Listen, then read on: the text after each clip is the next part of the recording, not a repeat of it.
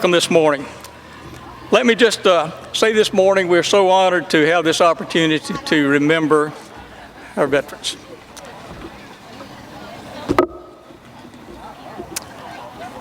We have a little sound audio problem. Can anyone in the back hear me?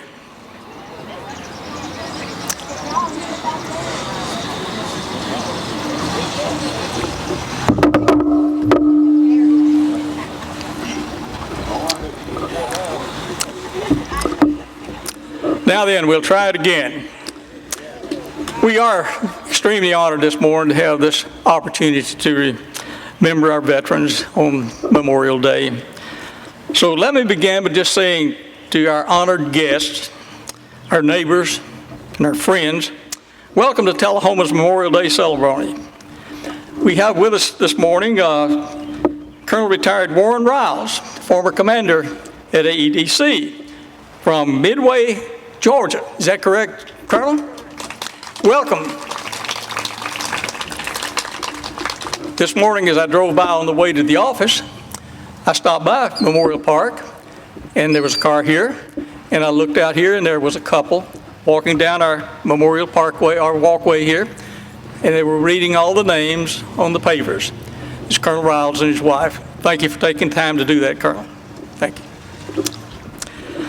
Well, it's been a beautiful weekend and it's a beautiful day today, even though the rain has not arrived. I want to thank each of you for joining us here this morning, and most of all, I'd want to thank the Shady Grove Garden Club and other organizations for making this possible, for continuing to provide our community with such a fitting venue to deliver our promise to never forget our promise and always remember those who made the ultimate sacrifice for our nation's freedom.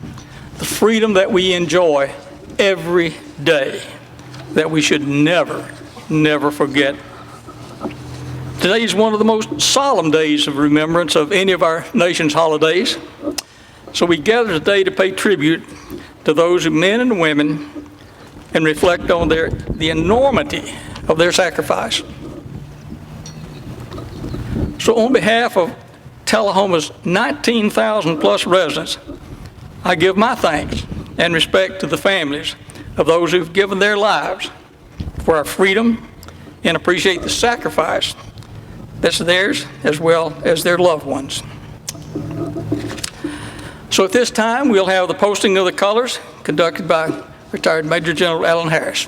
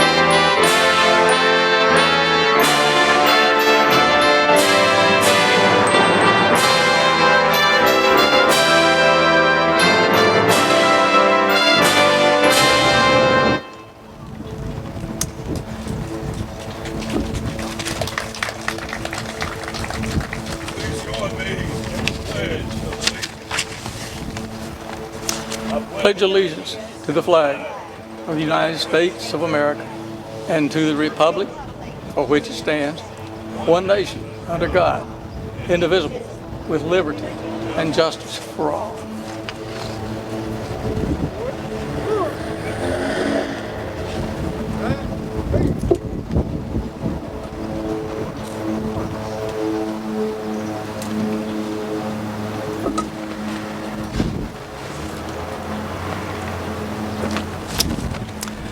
At this time, excuse me.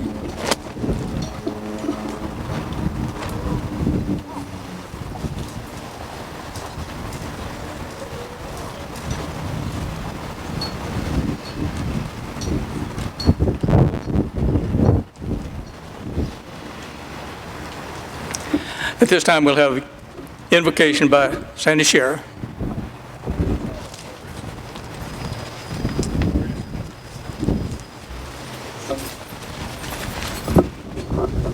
It's Christy Scherer, but that's okay. That's okay. I just want to thank Sandy for having me and including me in this. It's very special to me. My father was in the Army, so thank you so much, and welcome. Please bow your heads and join me in prayer.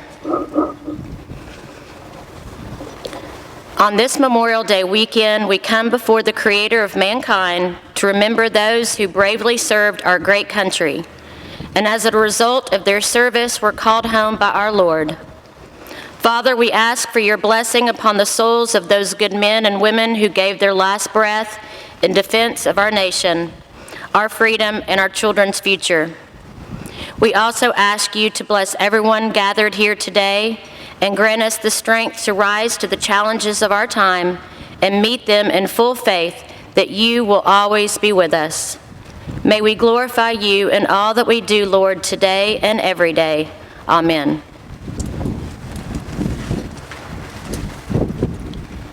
Thank you, Christy, for a beautiful prayer. This time, Ms. Sandy Seabram will introduce our speaker this evening. For this morning, Sandy.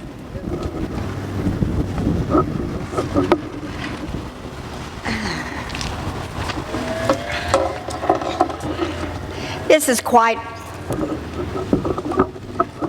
is a nice crowd. Thank you for coming. It's a special time, and I'm just so grateful that Tullahoma turns out for these events. This morning, our speaker I'd like to introduce is retired Colonel Beverly Lee. She has had a distinguished 30-year career in the United States Air Force, 5 years on active duty in the intelligence officer and 25 years in the reserves as a public affairs officer. Some of you may realize that she is a native of Tullahoma, a graduate of Tullahoma High School, Motlow State Community College, the University of Memphis, and the University of Northern Colorado. She's also a graduate of Air Intelligence School, Air Force Survival School, numerous other schools, and the Air War College.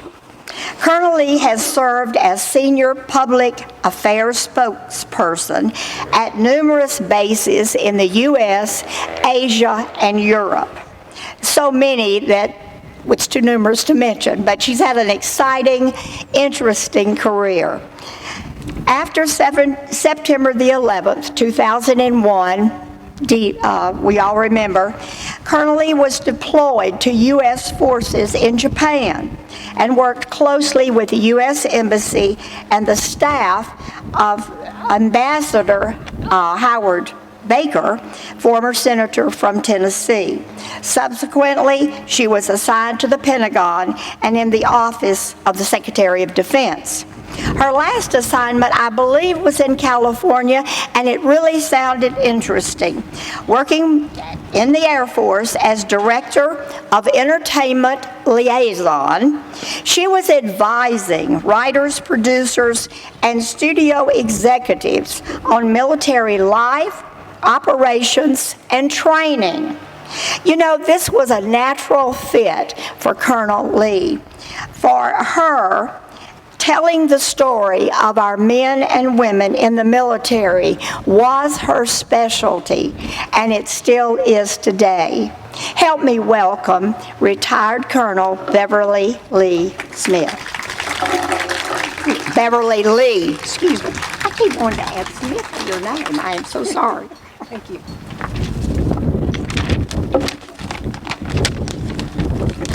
Wendy. Thank you for inviting me, Sandy, during this dedication on Memorial Day weekend at this beautiful park on absolutely a beautiful day. And our city owes a ample gratitude for you in doing this, the Shady Grove Garden Club, for creating these veteran pavers and this veteran history park. It's wonderful. They serve as a reminder that even our small town has sent courageous men and women to defend our nation's freedom. You know, Memorial Day is unlike any other day. Since 1868, we've come together in our communities, cities and towns, to place flowers and flags on the graves of those who have given their full last measure to service of our country.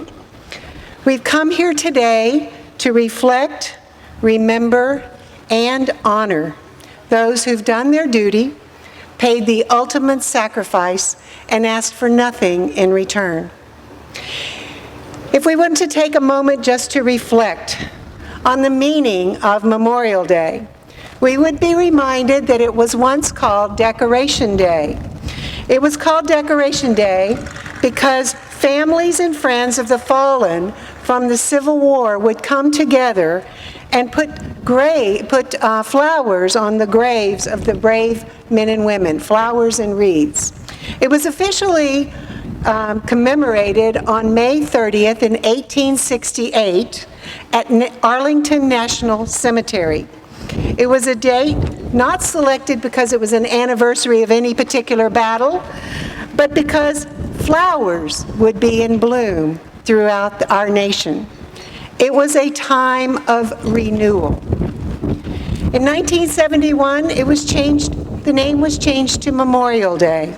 It's not a day to honor the living, quite the contrary. It's a day to honor the dead.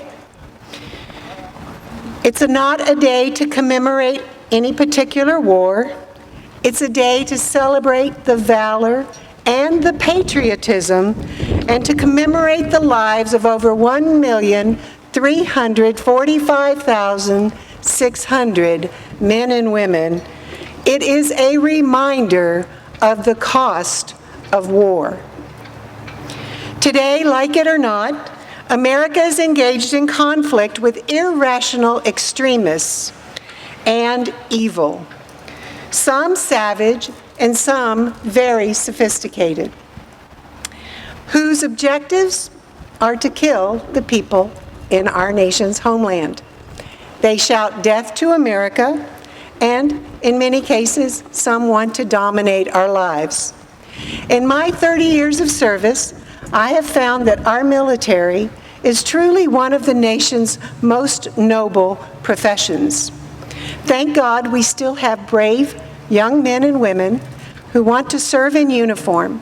They volunteer to do the most basic and cherished responsibility of our nation, to defend this nation and its people. They are the greatest of their generation. They're the salt of the earth, sons and daughters of the policemen, firemen, other military members, nurses and doctors, factory and service workers, and farmers. They are the very best our nation produces. And they're only 1% of our population.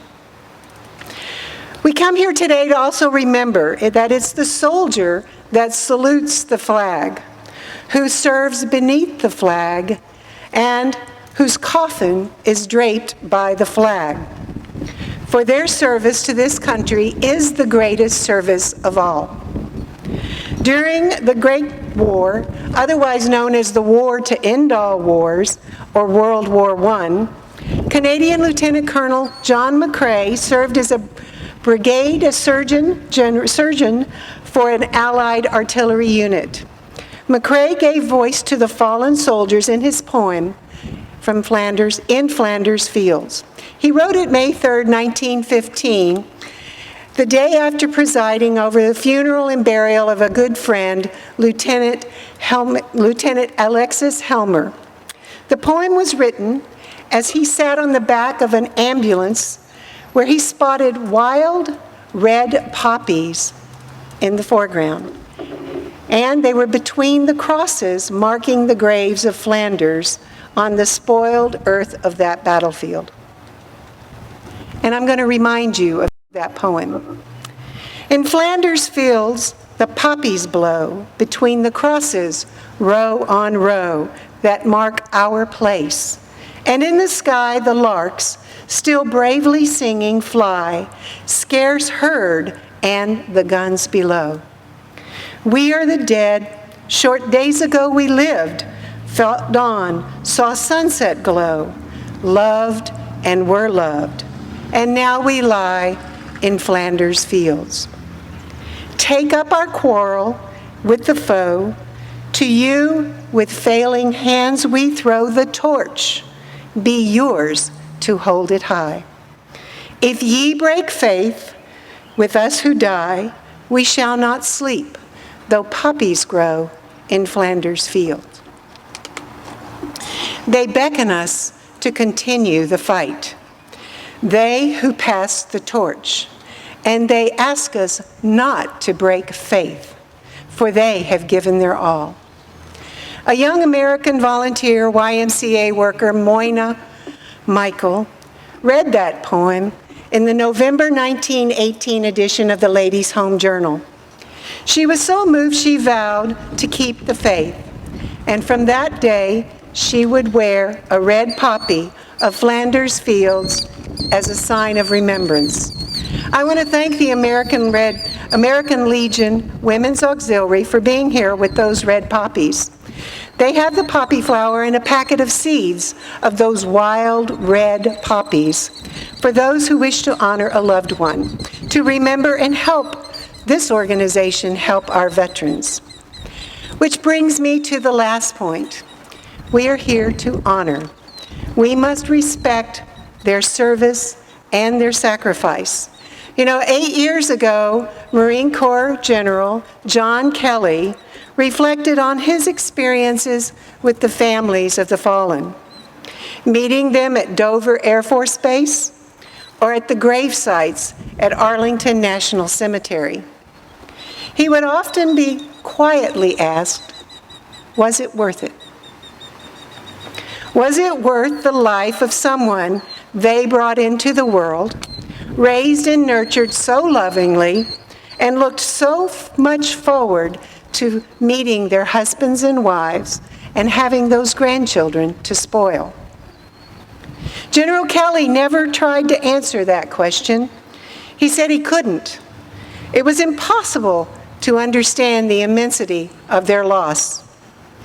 And then one day, he received the news in his foyer, in his own home, from a casualty officer executing his sacred duty, notifying him that his son, First Lieutenant Robert Michael Kelly, had been killed in action while stepping on a landmine while leading a platoon of soldiers, of Marines, on a patrol in Afghanistan.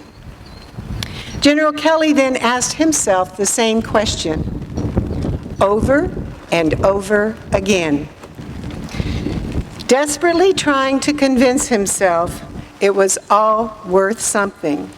He worked hard, believing that his son's life was worth the sacrifice on the altar of America's freedom. As he buried his son in Arlington at Section 60, gravesite 9480, General Kelly said it all came to him at that moment, that it didn't matter what the living thought. The only thing that mattered was that his son and what his son thought. And somewhere between the day his son Robert was born at 21:30, 5 September 1985, and 719 on the 9th of November in 2010, it was Robert that decided to risk everything, even his life, in service of his country. To our Gold Star families, you honor us with your presence. You need no reminder. You carry on each day with pictures on the mantels and mementos of lives that were never fully lived. Your courage and your grace are inspiring. We are grateful for the support you gave your soldier and their mission of protecting the rest of us, and to their service to a world that still depends so much on American men and women in uniform for its security. We should strive to live up to the example set by such selfless patriots each and every day. Courage is said to be contagious. We must tell their stories and spread the inspirational lessons of duty, honor, integrity, commitment, courage, and character. We must search our hearts and not only remember the heroes, but contemplate what type of country we want our children to live in. We need to create a country worthy of such sacrifice and leave this republic better than when we received it. Every name on these pavers served with pride, joy, a sense of commitment, and camaraderie, but most of all, they served with honor. And to the veterans here today who recall their buddies lost in battle or in years since, thank you for your service.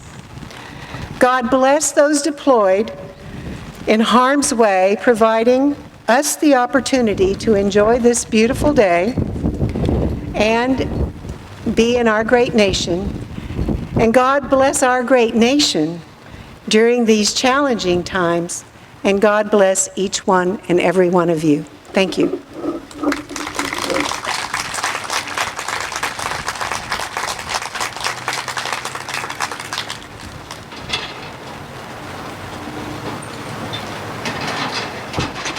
At this time, we are going to recognize our scholarship recipients, and I would also like the selection committee, Jan Moore, Gail Dayton, and Gail Bernard, to come up here also, please, and Abigail West and Dylan Scruggs.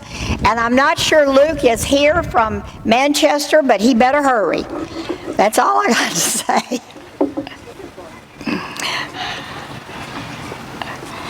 Yeah, you want to stand right here. And Dylan, you stand right over there too. And ladies, on behalf of the Shady Grove Garden Club, we, the selection committee, want to introduce the first high school recipients of the Tullahoma Veteran Memorial Scholarships. We are so happy to be able to do this.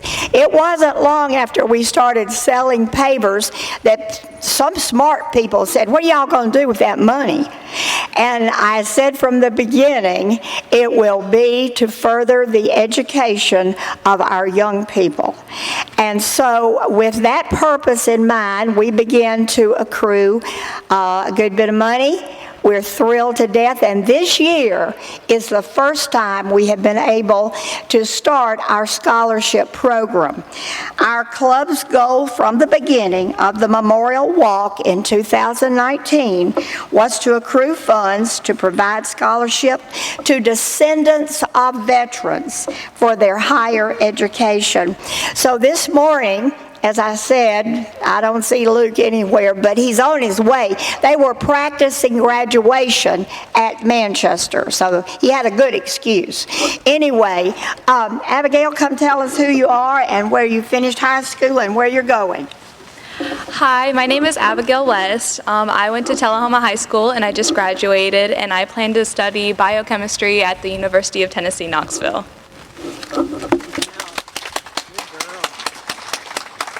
Hey, my name is Dylan Scruggs. I just graduated from Moore County High School, and I plan to attend Tennessee Technological University to study electrical engineering. And I guess I'm going to have to be Luke. Luke Irwin finished at Coffee County Central High School, and he is going to go to University of Tennessee in Chattanooga in human resources. It was just a wonderful experience meeting these young people, reading about their ancestors and what they plan to do with their lives. And all of you made this happen because it is from the pavers. You may not know there are 583 engraved pavers. There are 220 that are blank. And so there is still room for more. And that is it. Thank you again. And I believe, give them, all right. Don't we want the kids up front? Yeah. Which, yeah. Y'all go up right there so she can. Okay. I think I'm a little tall to be in front of all y'all. Come on, Dan, no hiding. Oh, Sandy, look, Dan, you're still hiding behind that hat. Come on. Yes. Okay. All right, now look at me.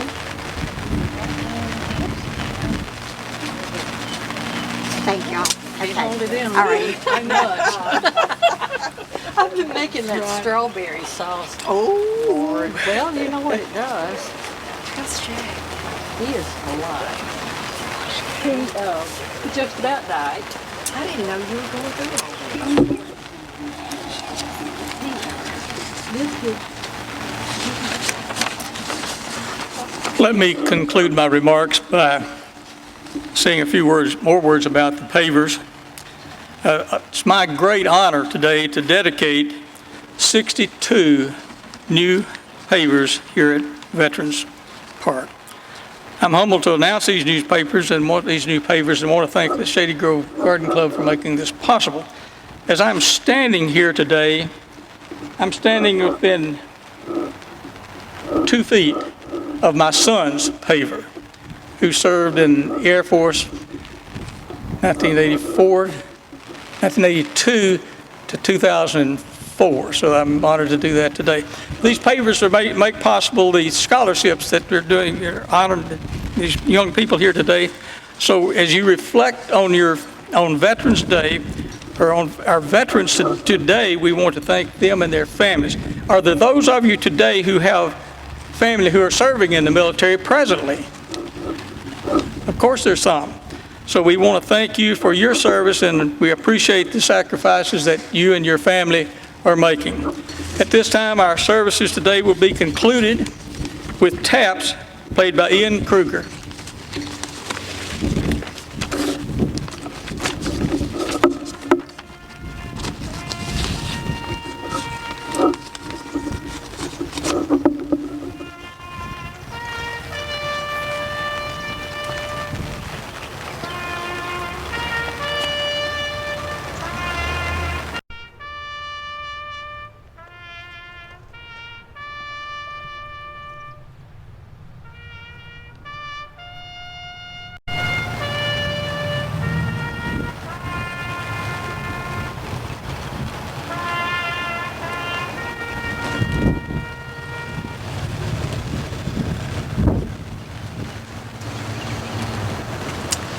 Thank you, Ian. That concludes our service today.